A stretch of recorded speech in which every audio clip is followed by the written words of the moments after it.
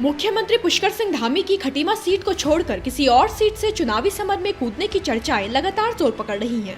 खटीमा विधानसभा क्षेत्र मुख्यमंत्री पुष्कर सिंह धामी का गढ़ भी है और रण भी। उत्तराखंड के मुख्यमंत्री इस सीट से अब तक 2 बार जीत हासिल कर चुके हैं, लेकिन अब सियासी गलियारों में उनके क्षेत्र बदलकर चुनाव लड़ने की सुगबुगाहट समीकरणों के बदलने का संकेत दे रही है।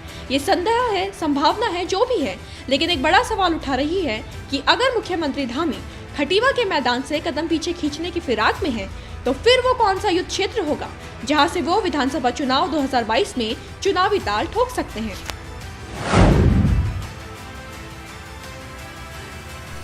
मंगलवार को खटीमा के थारू इंटर कॉलेज में विजय संकल्प यात्रा के समापन कार्यक्रम को संबोधित करते हुए धामी ने जिस तरह का बयान दिया, उसके बाद सीट को लेकर सवाल उठने स्वाभाविक हैं। दरअसल यहाँ मुख्यमंत्री ने कहा कि बहुत सारे लोग खटीमा से चुनाव लड़ने संबंधी मुझसे सवाल करते हैं, लेकिन मैं कहीं भी रहूं पर मेरी आत्मा खटीमा के लोगों के साथ रहेगी। खटीमा की जनता मेरे दिल में रहेगी और मैं आपकी सेवा करना चाहता हूं। उन्होंने कहा कि अब पहले जैसी परिस्थिति नहीं है। मुख्य सेवक के रूप में पूरे प्रदेश की सेवा की जिम्मेदारी मिली है, इसलिए मैं आपके बीच सशरीर ना रहूं पर मेरी आत्मा, मन, दिमाग हमेशा खटीमा के लिए सोचता रहेगा। यानी जिस सवाल का जिक्र खुद धामी ने किया, उसका जवाब देने के बजाय वो बातों को घुमाते हुए दिखे। धामी के इन बोलों के तो राजनीतिक जानकार भी एक ही मायने निकाल पा रहे हैं, और वो ये है कि मुख्यमंत्री इस बार किसी और विधानसभा सीट का रुख कर सकते हैं, लेकिन सवाल है किसका।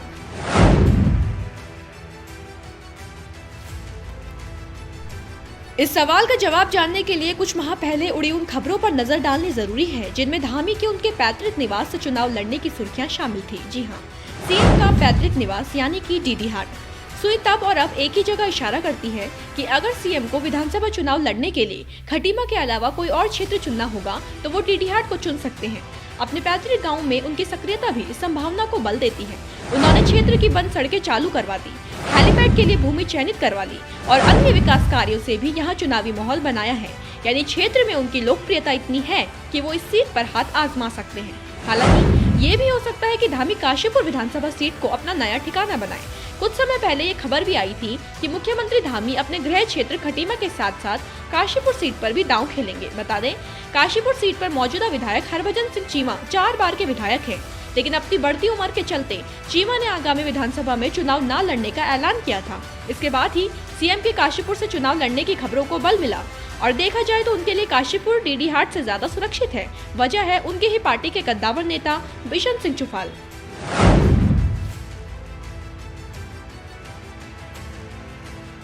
डीडीहाट विधानसभा में कैबिनेट मंत्री बिशन सिंह चुफाल की सत्ता काबिज है, वो भी आज से नहीं बल्कि अविभाजित उत्तर प्रदेश के समय यानी पिछले 25 सालों से। 5 बार के विधायक रह चुके पेयजल मंत्री बिशन सिंह चुफाल के छठी बार भी प्रत्याशी होने की संभावना के चलते इस सीट को वीआईपी का दर्जा मिला है। वो सिर्फ इस सीट से भाजपा के अजय विधायक ही नहीं है, बल्कि उनका राजनीतिक जीवन राज्य के कई महत्वपूर्ण ओहदों और उनके अनुभवों से होकर गुजरा है। यूँ समझ लीजिए कि 2012 और 17 में मिली 2 बार की जीत के बाद अगर खटीमा धामी का गढ़ है, तो डीडीहाट से कभी न हारने वाले चुफाल के लिए ये क्षेत्र उनका चुनावी अखाड़ा, और यहाँ से उनके होते हुए कांग्रेस कभी अपनी पकड़ मजबूत नहीं कर पाई।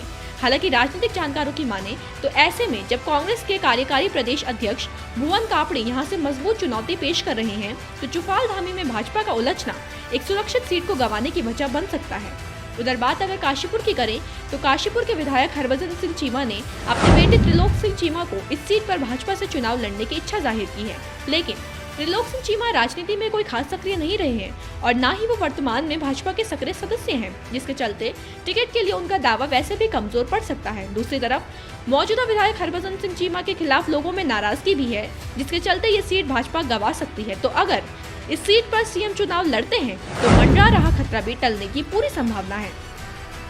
यानी पूरी गणित को समझा जाए तो भाजपा के लिए सीएम का काशीपुर से लड़ना बेहतर विकल्प होगा, लेकिन जब तक पार्टी कोई ऐलान नहीं कर देती, तब तक इन तीनों सीटों को लेकर असमंजस की स्थिति बनी रहेगी। ब्यूरो रिपोर्ट, देवभूमि इनसाइडर। आज ही डाउनलोड करें देवभूमि इनसाइडर ऐप।